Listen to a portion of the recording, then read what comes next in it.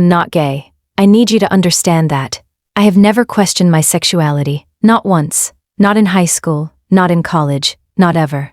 I have a boyfriend. His name is Nick. We've been together for 3 years. I love him. But right now, I can't breathe. My heart is slamming against my ribs, and all I can think about is what it would feel like if she kissed me. But I'm getting ahead of myself, way ahead, because she doesn't even notice me. Not really. Let me rewind. Let me tell you how this all started. Hey my love, welcome. I'm your virtual girlfriend, and this is a brand new series, My Best Friend's Sister. Before we dive in, I just want to know, where are you right now? Are you lying in bed with your headphones in? On a late night drive? Doing laundry? I love imagining you while I tell these stories, so drop a comment and let me know. Get comfortable. Now, let's rewind.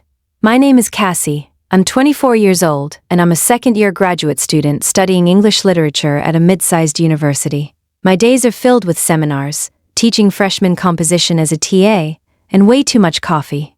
I live in a tiny one-bedroom apartment on the north side of campus. It's cramped, the heating barely works in the winter, and my neighbors are way too loud on weekends. But it's mine. My bookshelves are overflowing. There's always a candle burning on my desk, and I have a reading nook by the window where I spend most of my evenings. I'm an only child. My parents are sweet, a little overbearing, and they call me every Sunday like clockwork. Growing up, our house was always quiet. I spent a lot of time alone, reading, imagining what it would be like to have siblings, someone to fight with over the TV remote, someone to share secrets with late at night. I had a good childhood, a safe childhood, but it was lonely sometimes. And then there's Nick. Nick and I met during undergrad. We were both juniors. He sat next to me in a sociology elective, and one day he asked if he could borrow a pen. 3 weeks later, we were dating. 3 years later, we're still together. Nick is steady. He's the kind of guy who always texts good morning. He brings me coffee when I'm drowning in papers to grade. He opens doors and never raises his voice. He's studying for his MBA now and talks a lot about his future career, his 5-year plan, our 5-year plan. He's safe, comfortable, predictable. My parents love him. My friends like him. And I thought I loved him too. It was late September when I met Tasha. I was sitting in the back row of a massive seminar hall on the first day of fall semester. The class was called Critical Theory and Modern Texts, and it was a required course for my program. I was already exhausted just reading the syllabus. 12 books, 4 essays, weekly presentations. I slumped down in my seat, texting Nick under the desk, when someone dropped into the chair next to me. Is this class actually 3 hours long, or am I hallucinating? The girl muttered, not even looking at me, just staring in horror at the syllabus. I glanced over. She had dark, curly hair pulled into a messy bun, sharp eyeliner, and an iced coffee that was definitely against the no drinks rule posted on the wall. She looked about my age, maybe a year younger. 3 hours, I confirmed. Every Thursday night. This is hell, she groaned, tilting her head back dramatically. I'm Tasha, by the way. Tasha Voss. If I don't make a friend in this class, I will literally lose my mind. I laughed. Cassie. And honestly, same. That was it. That's how we met, over a brutal seminar and shared existential dread. By the 3rd week of class, we were sitting together every session, passing sarcastic notes back and forth about the professor's monotone voice. By mid-October, we were getting coffee after class and complaining about our workload. By November, she had a key to my apartment and I had a key to hers. Tasha was everything I wasn't. Bold, spontaneous, effortlessly funny. She could walk into a room and make friends in 5 minutes. I envied that about her. She came from a big family and talked about them constantly. Her parents, who sounded warm and successful. Her older brother, Alex, who was 27 and in his final year of med school. And her older sister, the oldest, Mirable. One afternoon in late November, Tasha and I were sitting on my apartment floor, surrounded by textbooks and empty coffee mugs. I was highlighting a passage in a book when I sighed. You're so lucky you have siblings, I said absently, not really thinking about it. Tasha looked up from her laptop. Lucky? Have you met my brother? Alex is the most annoying human alive. He still sends me memes from 2015. I laughed. Still, I'm an only child. It gets lonely sometimes. I always wished I had a sister or a brother. Someone to talk to growing up, you know? Tasha leaned back against my couch, twirling her pen between her fingers. Yeah, I guess I take it for granted. Alex and I are pretty close, even though he's annoying. And then there's Mirable. Mirable, I repeated, testing the name. It was unusual, pretty. My oldest sister, Tasha said. She's 29. 5 years older than me. She lives in the city, works in corporate consulting or something equally soul-sucking. We're not super close, honestly. She's kind of intimidating. I raised an eyebrow. Intimidating how? Tasha laughed, pulling out her phone and scrolling through Instagram. I don't know, she's just one of those people, you know? Very put together, very successful, very beautiful. She turned the screen toward me. It was a photo of a woman standing on a rooftop terrace at sunset. She was tall, poised, wearing a sleek black blazer and high-waisted trousers. Her dark hair fell in perfect waves around her shoulders. Even through the screen, you could tell she was stunning. Wow, I said, because what else could I say? She's gorgeous. Yeah, Tasha said, taking her phone back and tossing it on the couch. It's honestly annoying. When we were in high school, guys used to buy me coffee and ask me to put in a good word with her, like I was her agent or something. I laughed. That's insane. Right? Tasha grinned. I used to mess with them. Tell them she only dated guys over 6 feet tall with PhDs. Watch them panic. I shook my head, smiling. Well, whoever she ends up with is going to be a lucky guy. Tasha paused, then she smirked. She's a lesbian, actually. I blinked. Oh, yeah. Tasha shrugged, completely unbothered. She doesn't really talk about her dating life, though. Super private. I honestly don't even know if she's seeing anyone. She's kind of a mystery, even to us. Huh, I said. And I genuinely didn't think about it again. It was just a passing piece of information. I went back to highlighting my book, and the conversation moved on. 2 weeks later, in early December, Tasha and I were walking across campus after our seminar. The air was cold, and I was already dreading finals week. Oh, Tasha said suddenly, grabbing my arm. I forgot to tell you, my dad just won this huge National Architecture Award. Like, a really big deal. My parents are throwing this massive party at our house the second weekend of December. That's amazing, I said. Congratulations. Thanks. Anyway, you should come. I stopped walking. Tasha, that sounds like a family thing. It's not, she cut me off. There's going to be like 200 people there. Politicians, donors, random rich people my parents know. I'll be bored out of my mind if I don't have a friend there. Please come. Stay the whole weekend. Thursday to Sunday. We'll fly out Thursday afternoon. No classes, free food, open bar. Come on. I hesitated. I don't know. Nick can survive without you for one weekend, Tasha teased. I thought about it. Nick was actually going home to visit his parents that same weekend anyway, and honestly, I could use a break from campus. Okay, I said finally. Yeah, I'll come. Tasha grinned, linking her arm through mine. Yes, you're going to love it. My family's a little chaotic, but they're fun. And the house is insane. My dad designed it himself. I smiled, pulling my coat tighter against the cold wind. Sounds perfect. The week leading up to the trip felt strangely long. I told Nick about it on a Tuesday night. We were sitting in his apartment half watching a movie neither of us cared about. So Tasha invited me to go home with her next weekend, I said casually. Her dad won some big award. There's a party. Nick looked up from his phone. Next weekend? I'm going home to see my parents. I know, I said. That's why I figured it was good timing. You'll be gone anyway. He nodded slowly. Yeah, that works. How long? Thursday to Sunday. That's a long weekend. He didn't sound upset, just factual, like he was noting the weather. Yeah, but Tasha really wants me there, and I could use a break from campus. Cool, Nick said, leaning over to kiss my forehead. Have fun. And that was it. No, I'll miss you. No, I wish I could come. Just, cool. I told myself it didn't bother me. Thursday afternoon arrived. Tasha and I took an Uber to the airport. She was talking a mile a minute about her family, prepping me for the chaos, as she called it. My mom's going to love you, Tasha said, scrolling through her phone. She's very warm, very huggy. My dad's more reserved, but he's sweet. And Alex, my brother, he's going to try to embarrass me the entire weekend. Just ignore him. I laughed. Noted. Oh, and Mirable's flying in Saturday afternoon, Tasha added absently. She's coming straight from some work conference in Boston. Your sister? I said, only half paying attention as I checked my boarding pass. Yeah, she's always doing some last-minute business thing. I'm honestly surprised she's even coming. I didn't think much of it. I was more focused on the fact that I'd never been on a private family trip like this before. I didn't grow up with money. My parents were comfortable, but we didn't have estates or national awards or rooftop terraces. The flight was 2.5 hours. Tasha fell asleep 20 minutes in, leaving me to stare out the window and listen to music. I texted Nick. Me, boarding now. I'll text you when we land. He responded almost immediately. Nick, safe flight.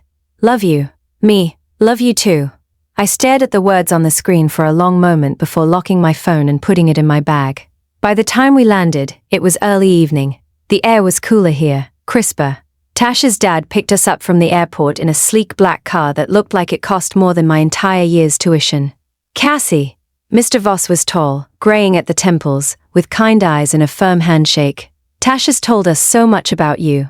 We're so glad you could join us.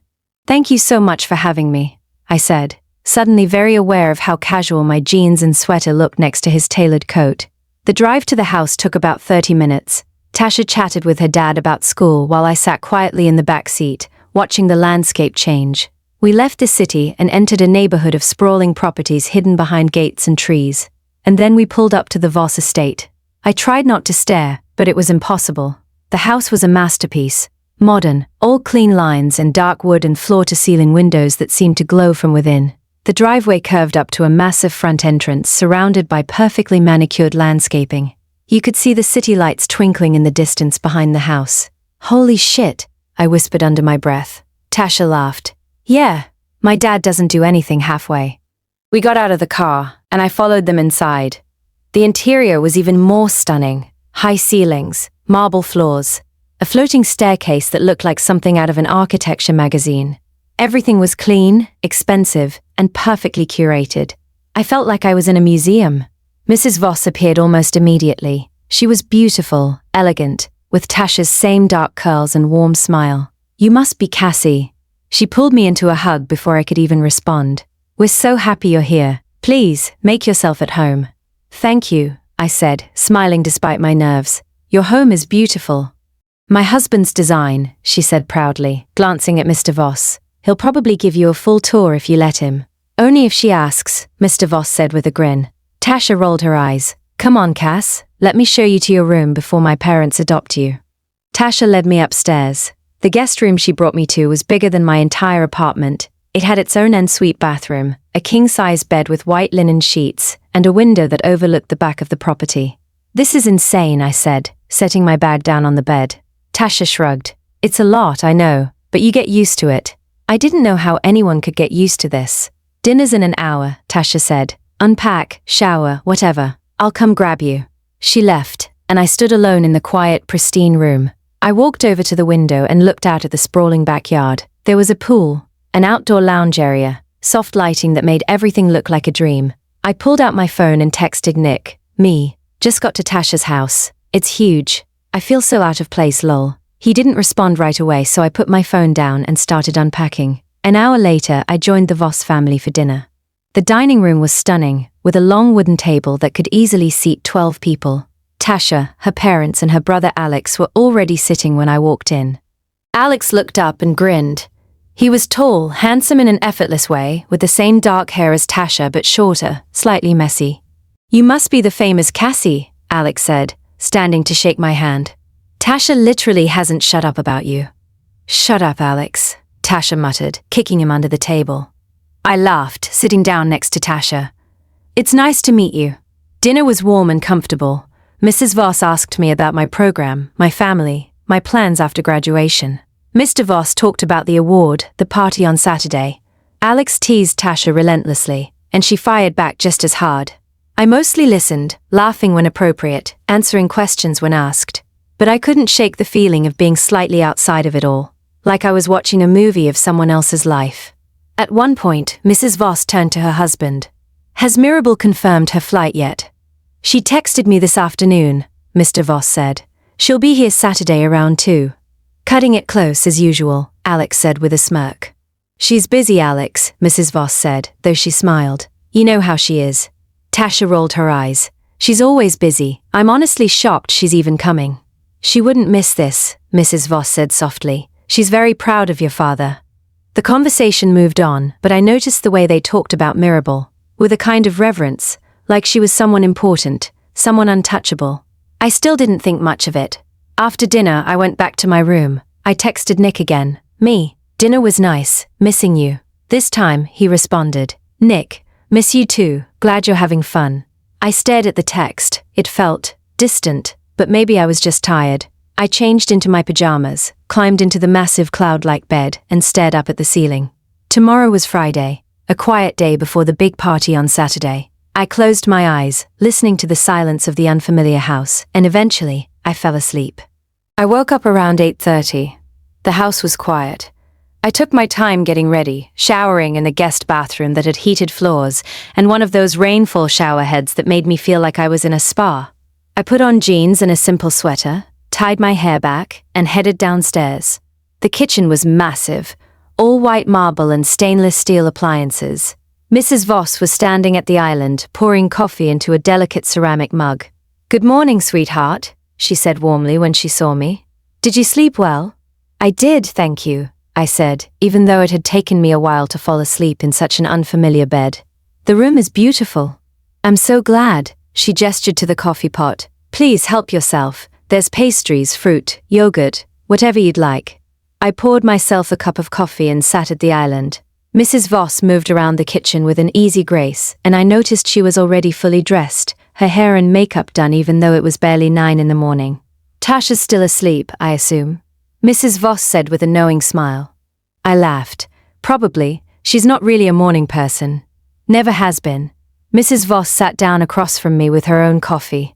"Alex went for a run, my husband's in his office, so it's just us for now." We sat in comfortable silence for a moment. I sipped my coffee, looking out the window at the backyard. The morning light made everything look even more beautiful. "Tasha talks about you all the time," Mrs. Voss said gently. "She's so happy to have you as a friend." I felt a warm flutter in my chest. She's been a lifesaver for me too. Grad school is intense. I can imagine. Mrs. Voss studied me for a moment. "You're an only child," Tasha mentioned. "I am," I said. "It's just me and my parents." "That must have been lonely sometimes." I nodded. It was. I always wished I had siblings. Mrs. Voss smiled softly. "Well, you're always welcome here, Cassie. Tasha could use more grounded friends like you." I didn't know what to say to that, so I just smiled and took another sip of coffee. Around 10, Tasha finally stumbled downstairs in an oversized hoodie and pajama pants, her hair a mess. "Morning," she mumbled, heading straight for the coffee. "Good afternoon," Alex said, appearing from the hallway in running gear, sweaty and grinning. "Some of us have been awake for hours." "Some of us don't choose violence before noon," Tasha shot back. I laughed, and Mrs. Voss just shook her head affectionately. After breakfast, Tasha and I spent the late morning exploring the property. She gave me a full tour: the pool house, the garden, her father's studio where he kept all his architectural models and sketches. "This is where he won the award," Tasha said, gesturing to a massive-scale model of a building on a center table. "It's a museum, in Prague. Took him 4 years to design." I stared at the model, amazed by the intricate detail. "Your dad is incredibly talented." "Yeah," Tasha said, a hint of pride in her voice. "He is." We ended up in Tasha's room, which was on the second floor in the opposite wing from the guest room. It was large, but more lived in than the rest of the house. Posters on the walls, books and clothes scattered around. It felt like her. I sat on her bed while she flopped into her desk chair. "So," Tasha said, spinning in the chair, "what do you think so far?" "Your family is amazing," I said honestly. "Your parents are so sweet. Alex is funny." "He's annoying," Tasha corrected, but she was smiling. "Your house is insane," I added. Tasha shrugged. "It's a lot, I know." "Do you ever feel weird about it?" I asked carefully. "Like, the money and everything?" Tasha thought about it. "Sometimes. I mean, I didn't grow up struggling, so I can't really complain. But sometimes I feel guilty, you know? Like I didn't earn any of this. It was just handed to me." I nodded. I understood that. "Mirable's the opposite," Tasha said suddenly. I looked up. "What do you mean?" "She's the oldest, right? So she got the brunt of my parents' expectations. She worked her ass off to prove herself.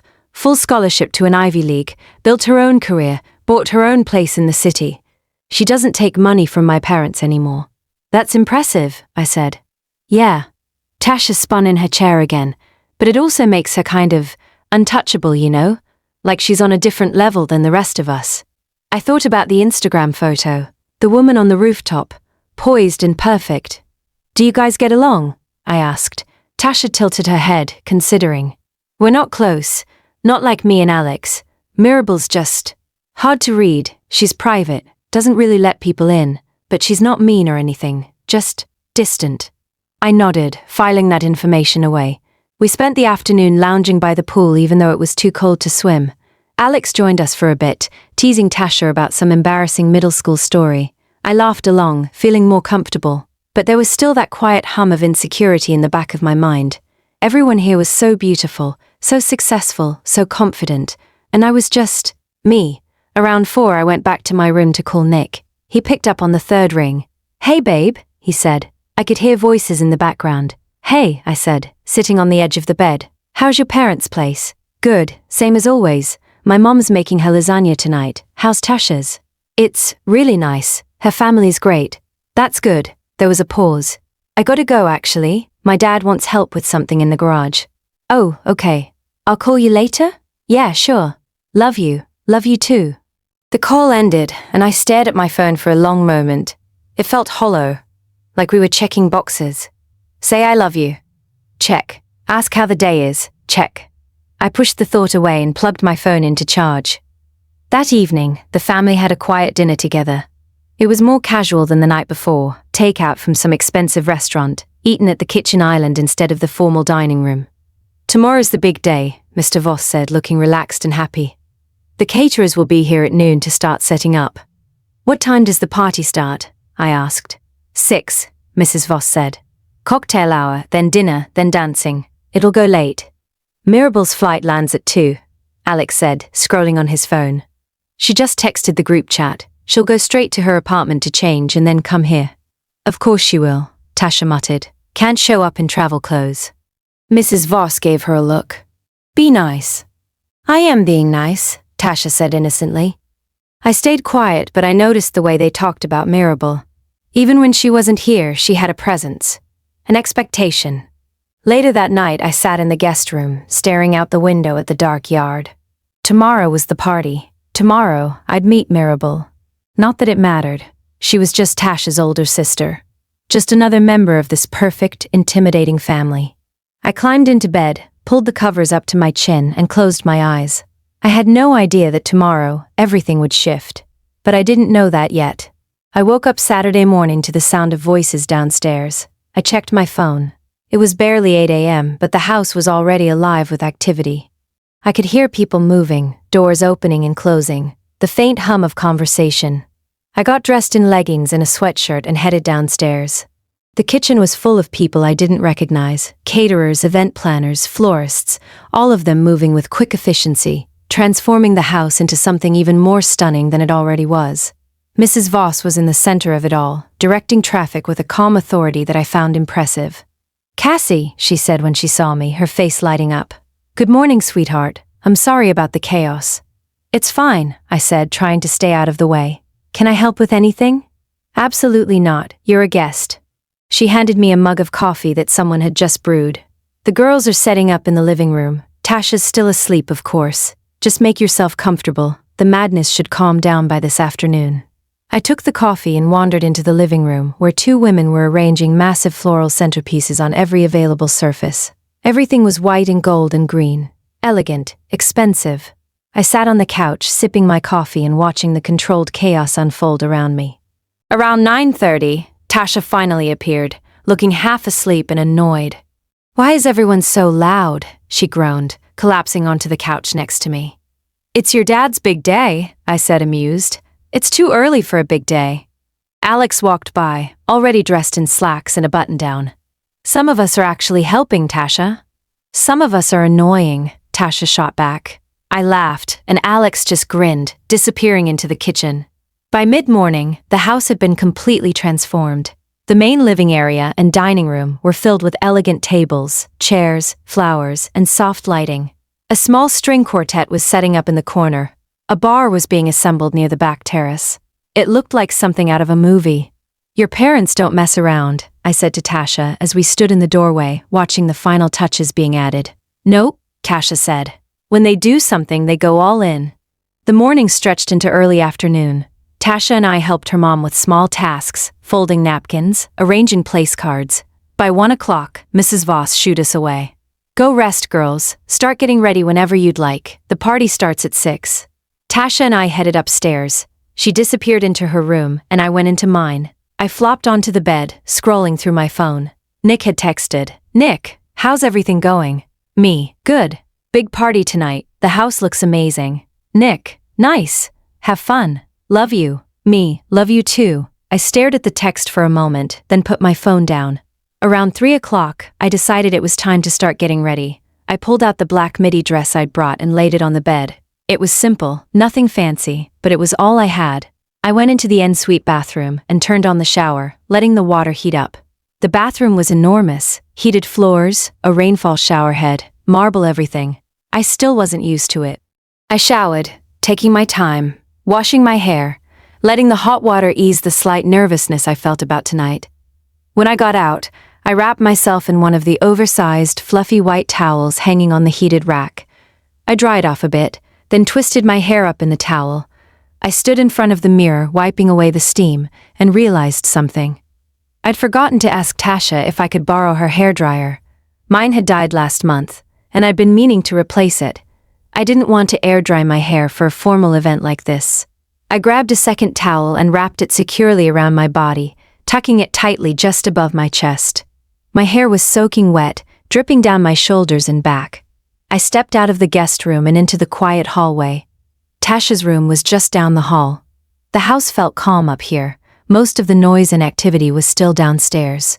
I padded barefoot down the hallway, my wet feet leaving faint prints on the hardwood. I was looking down, making sure the towel was secure, when I collided with something solid. Someone. I gasped, stumbling back slightly, my hands flying up to clutch the knot of my towel. Oh my God, I'm so... The apology died in my throat. I looked up, and there she was, Mirable Voss. I'd seen her picture. I'd heard Tasha talk about her.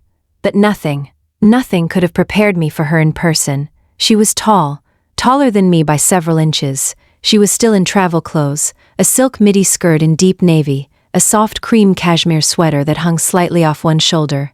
Her dark hair fell in perfect loose waves around her face. She had a leather weekender bag in one hand.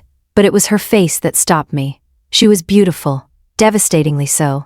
Sharp cheekbones, full lips, and her eyes, dark, piercing, the kind of eyes that didn't just look at you, they saw you. I froze. My heart started pounding. Hard, so hard I thought she might hear it. Water was dripping down my neck, my shoulders, soaking into the towel. I was painfully aware of how exposed I was, how vulnerable. And she didn't move. She didn't apologize. She didn't step aside. She didn't smile politely and excuse herself. She just stopped. And she looked at me. Slowly, deliberately. She tilted her head to the side. Her eyes moved over me. Not in a way that felt predatory or uncomfortable. It was something else. Something I couldn't name. She studied me like I was a painting in a gallery. Like she was trying to figure me out. The silence stretched. 3 seconds. 5. 10. I couldn't breathe. I couldn't move. My skin felt hot, flushed. The air between us felt thick, suffocating. Her expression was calm, unreadable. She didn't look surprised or flustered. She looked bored, almost. Like this, standing in a hallway while a half-naked stranger stared at her. Was something she was entirely used to. But her eyes went bored. They were sharp, focused, taking in every detail. I felt my lips part slightly, trying to pull in air, but I couldn't make a sound. And then, finally, she spoke. Her voice was low, smooth, almost husky. Are you okay? I blinked, my brain struggling to catch up. You've been staring at me, she continued, her tone calm, almost amused. Are you injured? Oh my God. Oh my God. The words snapped me out of my trance. My face exploded with heat. I could feel the blush burning down my neck, my chest. No, I'm fine. I'm so sorry. Excuse me. I didn't wait for her to respond. I ducked my head and rushed past her, my shoulder barely brushing hers. And in that split second of contact I caught it, her scent. Jasmine, vanilla, Something expensive and intoxicating that made my head spin. I practically ran down the hallway, my wet feet slipping slightly on the hardwood floor. I didn't look back. I burst into Tasha's room and shut the door behind me, leaning against it, my chest heaving. Tasha was sitting at her vanity in a robe, organizing her makeup. She looked up when I came in. "Whoa, you okay? You look like you just saw a ghost." I pressed a hand to my chest, trying to slow my breathing. I just ran into your sister, in the hallway." Tasha's eyebrows shot up. "Mirable's here already?" "Yeah, I was coming to ask if I could borrow your hairdryer, and I literally ran into her, and..." Tasha started laughing. "Oh my God, were you in a towel?" "Yes," I practically shouted. I was in a towel and she just stood there, staring at me, and then she asked if I was injured. Tasha doubled over laughing. "That's so Mirable, she probably didn't even blink." "She didn't," I said, feeling my face heat up again just thinking about it. I walked over and sat on the edge of her bed, still clutching my towel. "Tasha," I said quietly, "you didn't tell me your sister is that beautiful." Tasha snorted. "I literally showed you her picture." "That's not the same. In person she's..." I trailed off, searching for the right word. "She's mesmerizing." Tasha spun around in her chair, grinning. "Too bad you're straight, Cass. Otherwise, you'd be the 10th girl this month trying to bribe me for her number." I forced a laugh, but it sounded hollow. "Yeah," I said softly, "too bad." Tasha turned back to her vanity, completely oblivious. "Hairdryer's in the bottom drawer, help yourself." I grabbed it and headed back to my room, my heart still racing, and I couldn't stop thinking about the way she'd looked at me, like she knew exactly what she was doing. After I left Tasha's room with the hairdryer, I went back to my guest room and closed the door. I stood there for a moment, just breathing. My heart was still racing. My skin still felt hot. I could still smell her, that jasmine and vanilla scent that had wrapped around me in the hallway. I walked into the bathroom and stared at myself in the mirror. My face was flushed. My eyes were too wide. I looked rattled. "Get it together, Cassie," I whispered to my reflection. She was just a person, just Tasha's older sister. Yes, she was beautiful. Yes, the hallway had been awkward and intense, but that was it. That was all it was. I dried my hair, curled it loosely, applied my makeup with slightly shaking hands. I kept telling myself to calm down, to stop replaying the way she'd tilted her head, the way her eyes had moved over me, the way she'd asked, in that low, smooth voice, if I was injured. I pushed the thoughts away and focused on getting ready. By 5:30 I was dressed. The black midi dress fit well. Simple, elegant. I paired it with the only heels I'd brought, basic black pumps. I looked at myself in the mirror one last time. I looked fine. Not stunning, not like I belonged at a party like this, but fine. I took a deep breath and headed downstairs. The house had been completely transformed. Soft lighting bathed everything in a warm golden glow. The string quartet was playing something classical and beautiful. Servers in crisp uniforms moved through the space with trays of champagne and hors d'oeuvres. People were already arriving, dressed in elegant suits and gowns, their laughter filling the air. It looked like something out of a movie. I stood at the bottom of the staircase, feeling very small. Tasha appeared at my side, looping her arm through mine. She looked stunning in a deep emerald green dress that made her skin glow. "You look beautiful," I said. "So do you," she said, squeezing my arm. "Come on, let's get a drink before my parents start introducing us to a million people." We made our way to the bar. I took a glass of champagne from a passing server and sipped it slowly, trying to calm my nerves. The party filled up quickly. By 6:15, the house was packed. I recognized Mr. and Mrs. Voss moving through the crowd, greeting guests. Alex was talking to a group of people near the terrace, laughing easily. And then I saw her. Mirable was standing near the far side of the room, by the windows that overlooked the backyard, and she was breathtaking. She'd changed out of her travel clothes. She was wearing a black gown, backless, sleek, elegant. It hugged her body perfectly, the fabric catching the light every time she moved. Her dark hair was styled now, falling in soft waves over one shoulder. She wore minimal jewelry, just a pair of gold earrings and a thin bracelet. She didn't need anything else. She was talking to an older man in a suit, her posture relaxed, her expression polite but distant. Even from across the room, I could see it, the way she held herself. Confident, untouchable. I couldn't look away. I watched as the man said something, and she gave a small, polite smile. Not warm, not cold, just controlled. Another woman approached her, young, beautiful, wearing a stunning red dress. She said something to Mirable, leaning in slightly, smiling a little too brightly. Mirable nodded, said something brief, and turned her attention back to her drink. The woman lingered for a moment, clearly hoping for more, before finally walking away, looking slightly deflated. Mirable didn't even watch her go. I took another sip of champagne, my eyes still locked on her. "You're staring." I jumped, nearly spilling my drink. Tasha was looking at me, eyebrows raised, amused. "What? You're staring at Mirable." "I'm not," I said quickly. Too quickly. Tasha laughed. "You are. It's fine. Everyone stares at her. She's used to it." I forced myself to look away, my face heating.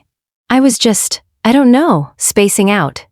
"Sure," Tasha said, clearly not believing me. "Come on, my mom wants to introduce us to some people." I followed Tasha through the crowd, shaking hands, smiling politely, making small talk with people whose names I immediately forgot. But the entire time, I was hyper-aware of where Mirable was in the room. An hour passed, then another. Dinner was served. I sat at a table with Tasha, Alex, and a few of their family friends. The food was incredible, but I barely tasted it.